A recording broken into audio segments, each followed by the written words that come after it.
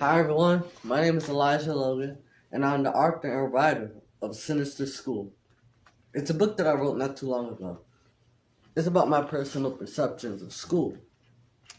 This book is based off of a young girl who sees supernatural abilities after being a witness to a close friend's death at a party. And then later on, she starts getting after effects of the traumatic experiences and starts seeing supernatural walking around her school. The book is very interesting. It was very interesting to write. You can also purchase my books on sites such as Amazon, Books A Million, Barnes & Noble, Walmart, and even eBay and Etsy. I will be reading a chapter to you all to get you interested into my story. To learn more about my story and to read more, you're going to have to purchase it. But I will be reading a chapter to all of you.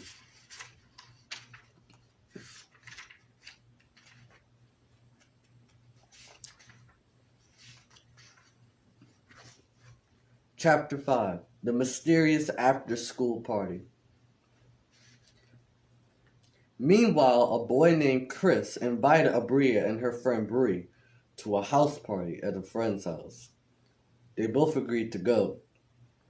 There were a lot of students at the party, and everyone knew Abria and treated her like a true friend. Abria felt honored. Upstairs, there were some students playing Truth or Dare. Abria joined in and was asked to take a dare. The game seemed safe enough, and everyone seemed to be having fun. But then, things began to change and take a horrendous turn. One student was dared to go into the basement and get a bottle of wine. Off he went. Off he went to the basement. Then another student joked and said, "Didn't someone die down there?" He was just joking around, but Abria was very concerned and began to ask questions. They assured her that it was just a joke, and everyone was safe from any ghosts. Meanwhile, the other student was on his way to the stairs that leads down to the basement. He sees someone in the guest room. He walks in, but there's no one in there. He notices that the window and closet door has been opened. He closes both and started walking out the door. But before he could get out the door, he comes back. He comes back in because he hears a noise in the closet. After checking the closet, he decides to go back out, but the door slams right in front of his face. The lights go off. He thinks that one of his friends are playing a prank on him and yells for them to stop. He then notices the closet door slowly moves open. He went to check it out and found that there was no one in there. Again, the door was finally open, and the student continued to the basement and got the wine and headed back upstairs right after the door had slowly moved open. Upon arrival upstairs, the others informed him that he took so long that another student went down to the basement to find him. All of a sudden, the lights mysteriously goes off all over the house, and a loud bang comes from the basement. All of the students ran downstairs, and the host of the party said, "Chill, people. It's probably just someone outside. It's probably just something outside."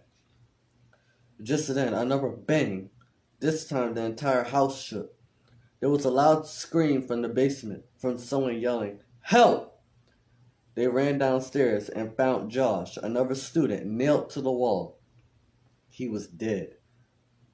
With girls screaming and guys panicking like little girls, they called the police. Most of the students left and went home before the police arrived, but Abria and her friend Bree stayed, along with the rest of their friends. They carried the police down to the basement, and there was no body to be found. The officers were very annoyed with the students and thought it was some sort of joke. They all insisted that there was indeed in fact a body downstairs. The police accused them all of being drunk and seeing things. One officer asked if he was nailed to the wall, then how did he disappear? The students insisted that they were all telling the truth. And there was indeed, in fact, a body there with blood nailed to the wall.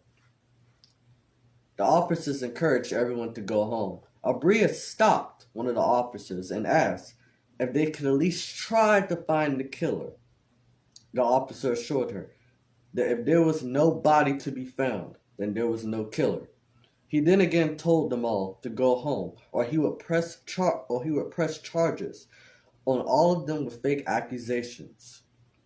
The officer knew Abria and called her dad, which was also a police officer. Her dad arrived and carried her home, and her parents put her on punishment for not getting permission to attend an after-school party. The next day, the kids met at the bus stop the next morning and made plans to stay on the case. A small group of them formed a group and decided to call themselves Case 17. The bus arrived and they all boarded on the bus. On the way to school, Abria looked out of the window and saw Josh staring at her with blood dripping from his nose and holding scissors in his hands. He then cuts his throat, and she hysterically screams, upsetting the rest of the students on the bus. The students and the bus driver looked out of the window and saw nothing. Later that afternoon, when school was about to dismiss, Abria sees Josh walk into his locker in the hallway. She then walked up to him and tried to talk. She tried to talk to him, but he was completely lost and looked like a live statue. She looked into his eyes and saw strange multicolored veins, which started to glow. His face turned scary and became the face of his killer. It scared Abria so bad that another student came and asked if she was okay.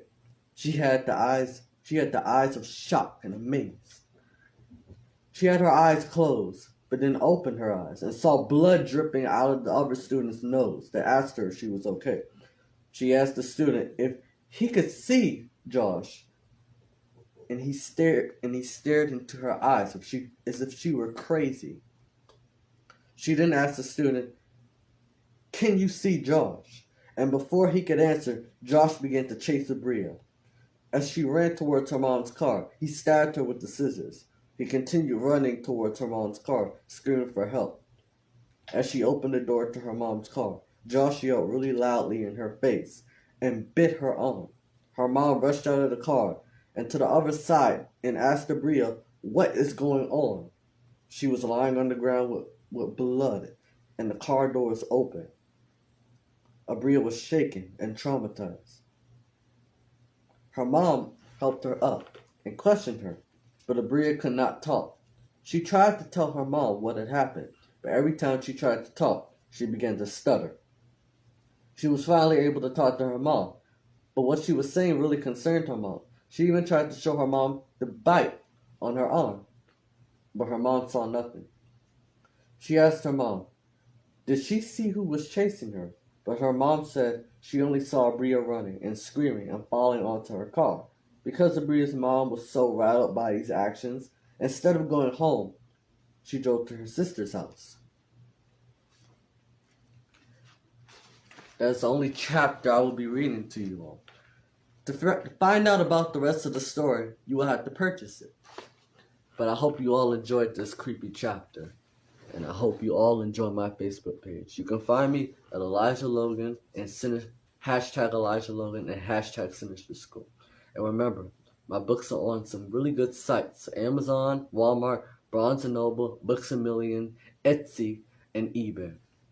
I hope you all enjoy my story. And make sure to leave some reviews. And tell me what you thought about my book. Alright, until next time.